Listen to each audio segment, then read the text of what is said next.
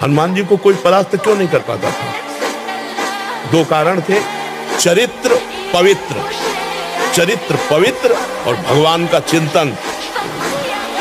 हाहाकार मचा दिया, ऐसे जैसे उल्टा नहीं लगाया जाता, ऐसे ऐसे पकड़ के राक्षसों को मसल देते। एक घूसे में हजारों को बाल ब्रह्मचारी और भगवान की शक्ति से संपन्न। बाल्यावस्था का वीरपात बिल्कुल जीवन को नष्ट कर देता है। और यहाँ बच्चे खिलवाड़ में 2-2, 3-3 बार रोज, अब क्या होगा उनका? हड्डियों तक की सामर्थ्य नष्ट हो जाएगी, कुछ दिनों बाद देखना बंद हो जाएगा, ऐसे चौंधियाने लगोगे, खड़े होने में चक्कर आएगा, कमर दर्द करेगा, पैरों में टूटन बनी रहेगी, दिमाग में टेंशन बनी रहेगी, पढ़ोगे तो कुछ याद नहीं रहेगा, स्मृति नष्ट होने लगेगी, एक नास्तिकता छा जाएगी। जहाँ लग रहा है कि यहाँ गिर सकते हैं, वहाँ संयोग ही न बैठने दें, दूरी बना के रखे। पक्का समझो, कभी ऐसा संयोग बन रहा हो, भाग पड़ो कमजोर बन के, बलवान बन के, वहां बैठना नहीं। बैठ गए तो गए, देर नहीं लगती, बहुत बलवान है। और अगर कमजोर बन के भाग गए तो बच गए। इसमें भागना ही है, उससे लड़ नहीं सकता कोई। हस्त क्रिया से संपूर्ण शरीर ढीला, फीका, दुर्बल, कमजोर और रोगों का प्रादुर्भाव होने लगता है। मुख की कांति हीनता बढ़ती चली जाती है। मुख प्रसन्न तन तेज विराजा, कीन से रामचंद्र कर काजा। या चेहरा देखो, वैसा लगता है जैसे सब उड़ गया, कुछ नहीं रहेगा, बस केवल सजावट रह गई। पवित्रता, जितेंद्रियता, बल, अध्यात्म चिंतन कुछ नहीं, शून्य। बस वही वर्तमान भोगों का चिंतन, कैसे भोगूं, भोगे हुए भोगों का चिंतन बस। किसी अंग का जब हम बार बार उसका प्रयोग तो उसका स्वभाव बन जाता है। जैसे हम हाथ है, आज हम दंड बैठक लगावें तो दर्द होगा, लेकिन हम रोज लगावें तो उसका अभ्यास हो जाएगा। तो अब उसका अभ्यास बन गया धातु क्षीण करने का। अब आप ना भी कोई चेष्टा करें तो भी वो क्षीण हो जाएगी, उसका अभ्यास बन गया। अब हम ऐसा तमोगुणी भोजन पाले, बहुत कड़वा, बहुत तीखा, बहुत खट्टा, तो वो धातु का क्षरण हो जाएगा, भोजन सही नहीं। कब्ज बन जाए तो उससे नष्ट हो जाएगा। गलत चिंतन हो जाए, जैसे स्वप्न में गलत चिंतन हुआ तो जागृत में उसका परिणाम मिलता है। कई तरह के ऐसे दोष हैं जिनमें हम इन दोषों से अपने आप को नहीं बचा पाते। वो ये प्रार्थना करते हैं कि हमारा ये दुख मिटा दो, फिर दूसरा दुख आएगा। ये कब तक भिखमंगापना चलता रहेगा? नहीं, किसी को केवल सूचना दे दी जाए रिपोर्ट में कि तुम्हारी किडनी फेल होने जा रही, फिर उसकी फोटो खींच लेना और प्रेमानंद की फोटो खींच के मिला लेना। फिर प्रार्थना करता हूँ सब उपासक उपासिकाओं से, यदि आप आज्ञा पर ध्यान नहीं देते तो माया तुम पर ध्यान रख देगी। और उसके ध्यान रखने का मतलब है बैठे बैठे जलोगे जैसे अंगार पर जला जाता है। ये जो दुर्वासना के नाश की कृपा है, ये आपकी दिनचर्या है, ये सैकड़ों दुर्वासनाओं को भस्म कर देगी। इसको खिलवाड़ न समझो। प्रभु का प्रिय, गुरु का प्रिय वही होता है जो दिनचर्या में मिनट भर विलंब नहीं करता। बड़े बड़े सिद्ध महापुरुष इसी से हुए, दिनचर्या से। 12 वर्ष एक दिनचर्या कर लीजिए, आप देखिए आपका क्या स्वभाव बनता है। आज से हमारी तुम्हारी दोस्ती पक्की, और हमारी दोस्ती यहाँ की केवल नहीं होती, आर पार की होती है। आर पार की, अगर कह दिया हम उन्हीं के बल पे दहाड़ते हैं और उन्हीं के बल से गारंटी लेते हैं, उन्हीं के बल से बात करते हैं।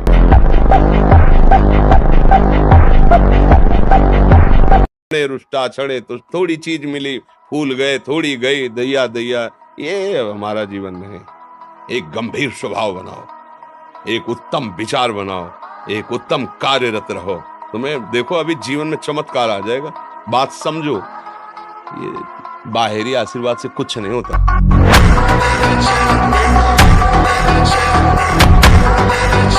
सोडा वाटर, लेमन या ठंडे पेय पदार्थ जो शीशियों में आते हैं, हाँ, ये ब्रह्मचर्य, संयमी, भगवत मार्ग, ये सब चीजें ले भाई। आपको अमृत पान करना है, राधा नाम सुधार समुद्र तुम बहुत सावधान। किसी भी स्त्री को नग्न देखने से तत्काल सारे पुण्य नष्ट हो जाते हैं, इसीलिए पर स्त्री गमन भारी निषेध है। ब्रह्मचर्य से रहो और पवित्र अन्न पाओ और डट के व्यायाम करो तो तुम किसी को भी परास्त कर सकते हो। मृत्यु से बढ़कर कोई खेल नहीं, मृत्यु तू मेरा प्रीतम है। पढ़ो विभूतियों में भगवान कह रहे सब कुछ हरण करने वालों में मैं मृत्यु हूँ। जब आप आ रहे तो फिर मृत्यु भयभीत करो, इससे बड़ी कोई घटना होती है? कायर थोड़ी इस मार्ग में चलते हैं, सूरवीर। हम भगवान के अंश से हारने वाले नहीं हैं। ये बिल्कुल किसी भी बच्चा के मन में नहीं रहना चाहिए फेल हो गए तो क्या होगा, क्या हो गया, यही जिंदगी है, फेल हम कैसे हो जाएंगे। अगर हमसे चूक हुई है और हम फेल हो जाते हैं तो बर्दाश्त है, अगली बार हम फिर और पढ़ाई पढ़ेंगे, अगली बार हम और हिम्मत करेंगे। कि अगर विद्यार्थी परास्त हो जाता है पढ़ने में तो जीवन नष्ट करने की नहीं सोचना। एक जीवन ऐसा है जो जगत में प्रकाशित हो जाएगा। भगवान के आश्रित हो, कोई व्यापार कर लो, हम एक नौकरी कर लेंगे, अपने जीवन को थोड़ी नष्ट करेंगे। हम छोटे से छोटा कार्य कर सकते हैं और भगवान हमारे साथ है तो बड़ाई उनके हाथ में, वो बड़ा करा दे। थोड़ा 10-20 वर्ष ब्रह्मचर्य रहो, फिर आप देखो कैसा आनंद आता है। कोई भी सर्दी गर्मी बरसात मान अपमान दुख सुख छू नहीं पाता। हर कष्ट को सहने की सामर्थ्य ब्रह्मचारी के अंदर होती है। आप शरीर पवित्र रख के देखो, 1 महीना झूठा मुंह मत रखना, शरीर पवित्र रखो और ब्रह्मचर्य रह के देखो, 1 महीने में आपको ऐसा लगेगा आप देवता। अपने पास ऐसे भी लोग आए हैं जो एक 24 घंटे में 7 बार धातु का चरण करते हैं। हालत ये हो गई, ना आंख में चश्मा काम कर रहा है, ना भोजन पचाने के लिए आंख काम कर रही, हर तरह से वो नष्ट होते चले जा रहे। अब ये खिलवाड़ यदि जीवन में करोगे, फिर इसके बाद आप कोई उपाय ढूंढोगे तो क्या उपाय रहेगा। आपकी 12-13 वर्ष की अवस्था है, उस अवस्था से आप ऐसा निंदनीय कार्य कर रहे हैं तो आप अपने जीवन का नाश कर रहे हैं। आज अपने माता पिता की सेवा तो करते नहीं, राष्ट्र सेवा के लिए कैसे भावना बनेगी। सयाने हो जाते, पढ़े लिखे हो जाते, धन कमाते हैं, अब उनको लगता है माता पिता भार है, उनको छोड़ देते। प्रायः कोई बिरले ऐसे पुत्र हैं जो अपने वयोवृद्ध माता पिता की सेवा करें।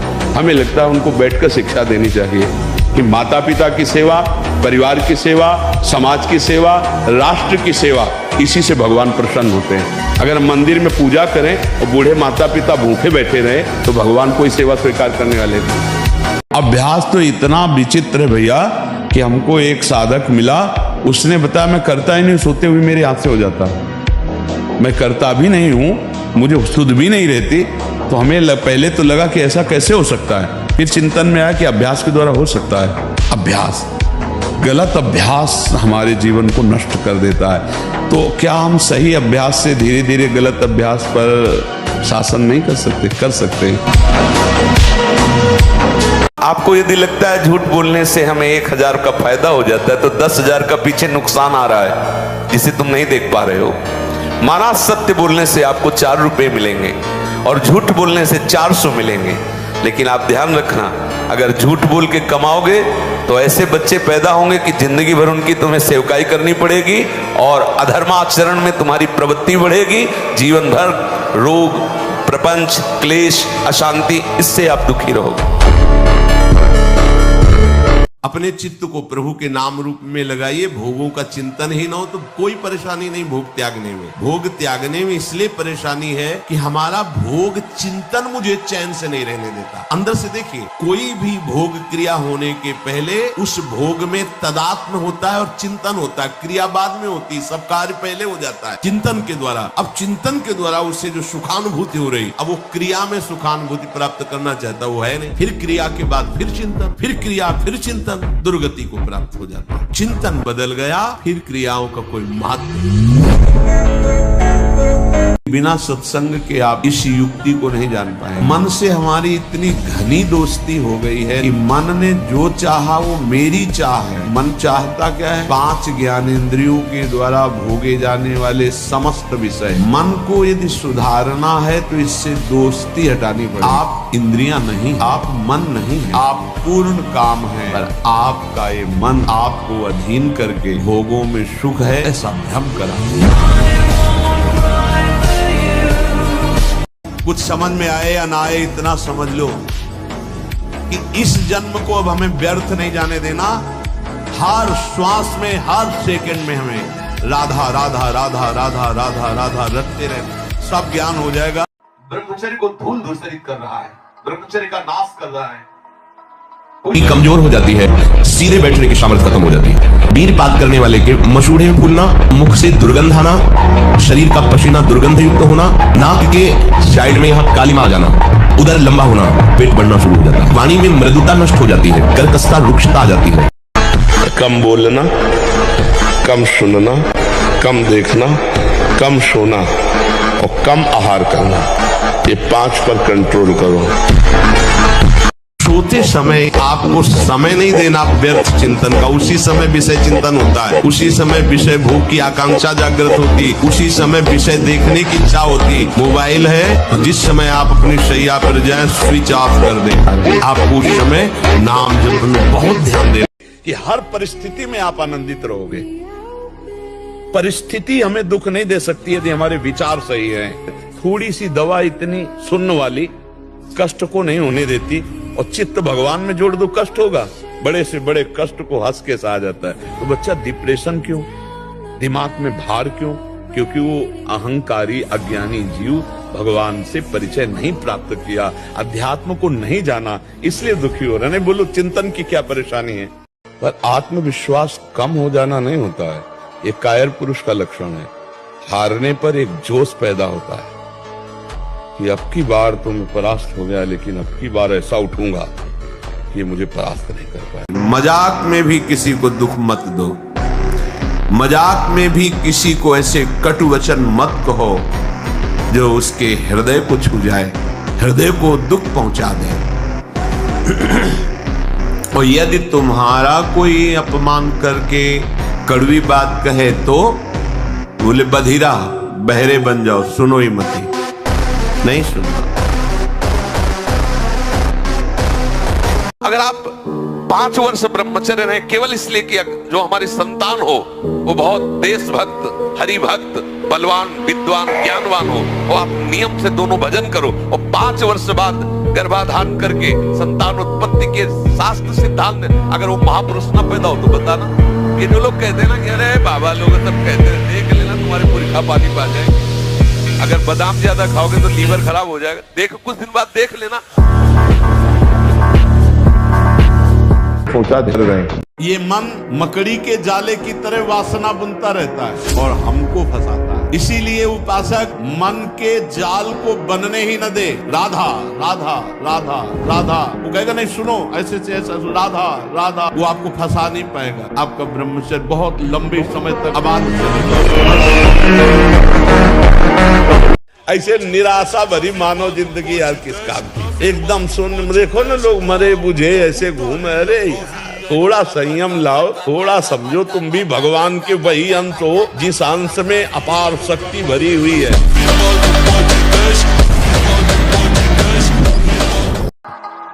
और शरीर जैसे जवान शरीर है, व्यायाम करो।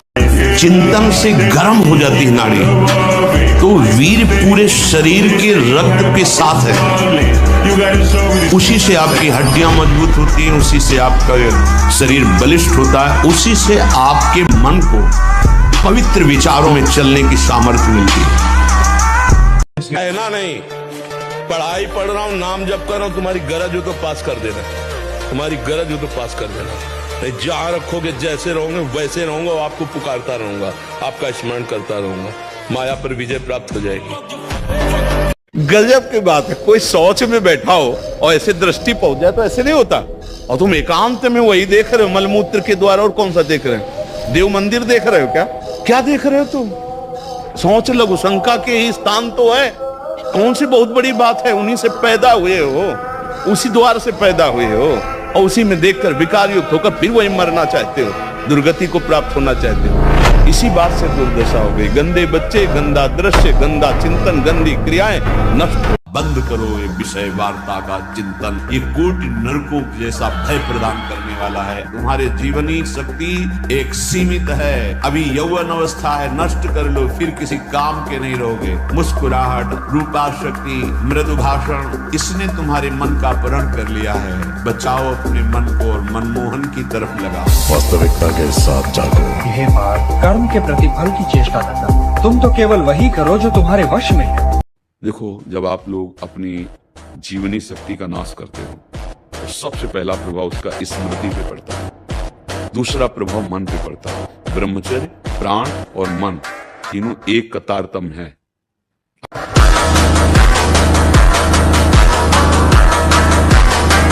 अगर आपका पेट साफ नहीं तो आप ब्रह्मचर्य नहीं रह सकते। आपका उदर विकार बना रहता है तो नींद, आलस्य और प्रमाद पर विजय प्राप्त नहीं कर सकते। कब्ज बनी रहे, सबसे कहते हैं नित्य व्यायाम जैसे भजन आवश्यक है वैसे आवश्यक है, क्योंकि शरीर के अंगों को हलचल चाहिए। देख, मैं भीषण का भी भीषण हूँ, विपत्तियों से तू डरेगा, अरे तेरी विपत्तियां तेरे से डरेंगी, तू नाम जप कर। विपत्तियां तेरे से डरेंगी, किडनी भी कहेगी कि गलत जगह फेल हो गई। अब महाकुआ साबुन लगा के ब्रह्मचारी, रजोगुण चढ़ेगा, काम भावना जागृत होगी, त्वचा स्वयं साफ रहेगी यदि आप तेल मालिश नहीं करते। और तेल की जरूरत क्या है?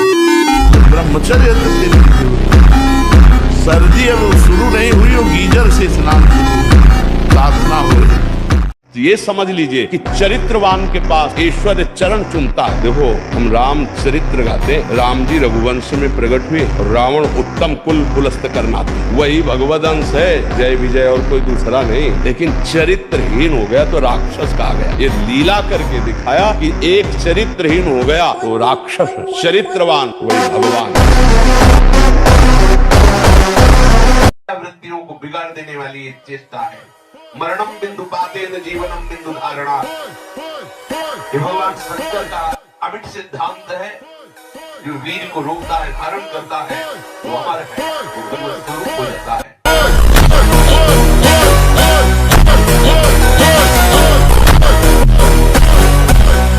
ब्रह्मचर्य हमें तेजस्विता, स्मृति, बलवान और लक्ष्य पर चलने की योग्यता प्रदान करता है। आज हमारा समाज ब्रह्मचर्यहीन होता जा रहा है, इसीलिए लक्ष्य से भ्रष्ट हो गया है, इसीलिए वो नकारात्मक सोच वाला बन गया है। हिंसा, व्यभिचार, व्यसन उसके जीवन में बढ़ गए हैं। ब्रह्मचर्य एक अमोघ शक्ति है।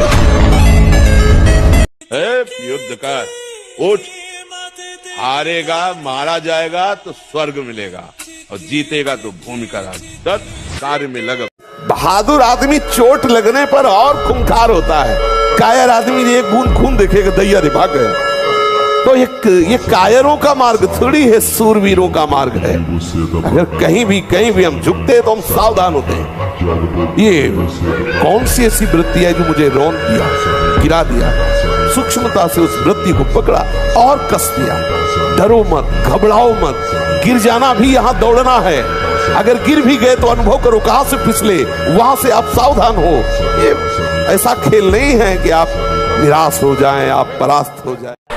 कोई गर्व न करे महीना दो महीना ब्रह्मचर्य रह के कि मैं काम विजयी हो गया। भगवान शंकर की समाधि भंग कर सकता है, तुम तो जीव हो, वो शिव है, वो शिव है, उनकी समाधि भंग कर सकता है, तो जीव हो। मुख से दुर्गंध और शरीर से दुर्गंध आने लगती है जो अपनी इस ब्रह्मचर्य शक्ति का नाश करता है। दुर्गंध युक्त शरीर हो जाता है। नाक के किनारे ऐसी हल्की हल्की झाई आने लगती है, ऐसे यहाँ हल्की हल्की झाइयां पड़ने लगती, काले दाग जिन्हें कहते हैं। ये चिन्ह है ब्रह्मचर्य का नाश करने की। आवाज में कोमलता नष्ट हो जाती है, रुक्षता आ जाती है, स्वभाव में अप्रिय स्वभाव बन जाता है। कोई भी तुम्हारे पास बैठना नहीं चाहेगा, वही बैठेगा जो तुम्हारे लक्षणों से युक्त होगा। काम का वेग तब हमको व्यतीत करेगा जब हम भजन छोड़ देंगे और उसी विषय का चिंतन करने लगेंगे, तब वो हमारी हालत खराब कर देगा। अगर हमारे अंदर काम का वेग आ रहा है और हम भगवान नाम कीर्तन करने लगे, सत्संग सुनने लगे, कुछ ऐसे सत्संग रखो कि अलग अलग दवा, जैसे मन चंचल है तो क्या करना चाहिए, अगर हमारे अंदर काम आ रहा है तो क्या करना चाहिए। नाम जप जरूर करना चाहिए, नाम जप से बच जाओगे। नाम काटता है, जैसे वो अंदर से मन एकाग्र कर रहा है आपको काम में, अब आप एकाग्र ना हो पाओ, बस आपकी चतुरता तो कम होता चला जाएगा। अगर एकाग्र हो गए तो संकल्प बन जाएगा। मीरा जी हलाहल जहर दिया गया, कुछ नहीं हुआ मीरा जी को। तो जहर देने वाले देवर को लगा कि हमें लगता है वैद्य मीरा पर कृपालु है, बुलाया उस वैद्य को और उस कटोरे को जिसमें भेजा गया था धो के पिला दिया, तत्काल मर गया। पूरा जहर मीरा पी गई और बलवर्धन हुआ, रात भर गिरधर के पदों का गायन करके नाचती रही। तो उनको आश्चर्य हुआ कि मीरा है क्या। ब्रह्मचर्य सेवन ही प्रभु प्रेम और आत्मज्ञान की नींव और स्वच्छ मार्ग है। शरीर में सहने की सामर्थ्य ब्रह्मचर्य से आती। गर्मी, सर्दी, बरसात, मान, अपमान, निंदा, स्तुति, ये ब्रह्मचर्य से सहने से।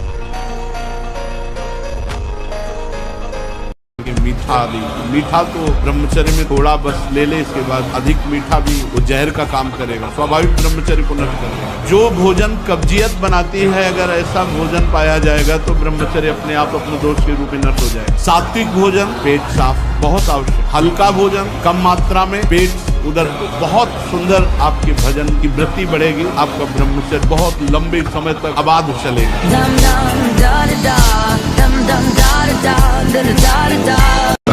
ब्रह्मचर्य शरीर की पीड़ा को सहने की सामर्थ्य देता है। ब्रह्मचर्य में होश रहता है और जोश रहता है, उसमें दिव्य तेज रहता है। मर सकता हूँ लेकिन गलत आचरण नहीं कर सकता। तुम्हारी खोपड़ी में बैठ के तुम्हारे हाथ से तुमको जहर खवा देगा, तुम्हारे हाथ से तुमको पंखे में लटका देगा, तुम्हारे हाथ से गोली शूट करवा देगा। कर्म बलवान है, इसलिए ऐसा ना मानना चाहिए कि बाद में देखा जाएगा। देखने लायक नहीं रहोगे, ऐसा दंड आता देखने लायक। सच्ची कहते हैं, पाप से डरो, वो जब फलीभूत होता है ना तो अच्छे अच्छों के। हमें कोई गाली दे रहा है, हम सह जाएंगे, चोट पहुंचाने का तात्पर्य का भाव से, लेकिन कोई हमारे धर्म पर, फिर हमें